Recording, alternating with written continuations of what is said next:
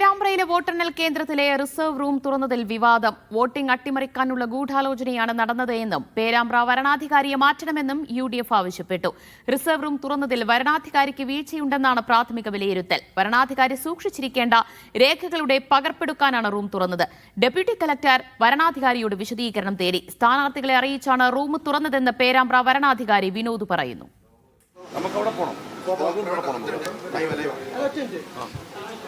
പേരാമ്പ്ര മണ്ഡലത്തിന്റെ സ്ട്രോങ് റൂമിനോട് ചേർന്നുള്ള റിസർവ് റൂമാണ് രാവിലെ 11 മണിയോടെ തുറന്നത്. എൻകോർ സോഫ്റ്റ്വെയറിലെ വിവരം അപ്ഡേറ്റ് ചെയ്തതിന്റെ ഭാഗമായാണ് റൂം തുറന്നത്. ചില രേഖകളുടെ പകർപ്പ് എടുത്തു വയ്ക്കാതിരുന്നാണ് റൂം തുറക്കുന്നതിന് കാരണമായതെന്നാണ് വിവരം. എന്നാൽ മുറി തുറക്കുന്നതിനാവശ്യമായ നടപടിക്രമങ്ങൾ ഉദ്യോഗസ്ഥർ പാലിച്ചതായും പറയുന്നു.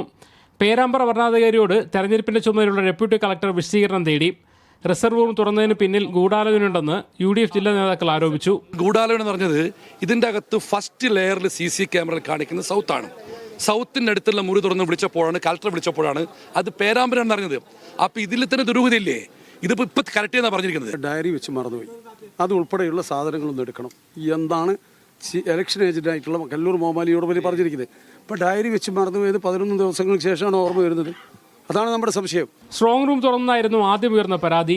എന്നാൽ സ്ട്രോങ് റൂം തുറന്നിട്ടില്ലെന്നും സീൽ ചെയ്യാത്ത റിസർവ് റൂമാണ് തുറന്നതെന്നും തെരഞ്ഞെടുപ്പ് ഉദ്യോഗസ്ഥർ വ്യക്തമാക്കി. സ്ഥാനാർത്ഥിയോ ഏജന്റിനെയോ അറിയിക്കാതെയാണ് തുറന്നതെന്നായിരുന്നു നേതാക്കളുടെ ആദ്യ ആരോപണം. മുറി തുറക്കുന്നത് അറിഞ്ഞിരുന്നുവെന്നും താൻ എത്തും മുമ്പേ മുറി തുറന്നെന്നും പേരാമ്പ്രയിൽ സ്ഥാനാർത്ഥി ഫാത്തിമ തഹ്ലിയ പറഞ്ഞു. ഞങ്ങളുടെ സാന്നിധ്യം ഇല്ലാതെ നിങ്ങൾ തുറക്കാൻ പറ്റില്ല, പ്രോപ്പർ നോട്ടീസ് ഇല്ലാതെ തുറക്കാൻ പറ്റില്ല എന്നുള്ളത് തീർത്ത് പറഞ്ഞു. ഓൾറെഡി ഇതൊക്കെ എല്ലാ പരിപാടിയും കഴിഞ്ഞ് ഇനി തുറന്നാൽ മതി എന്നുള്ള സമയത്താണ് ഓടി വരുന്നത്. അപ്പോൾ അങ്ങനെയാണ് ഇത് ഓപ്പൺ ചെയ്യുന്നത്.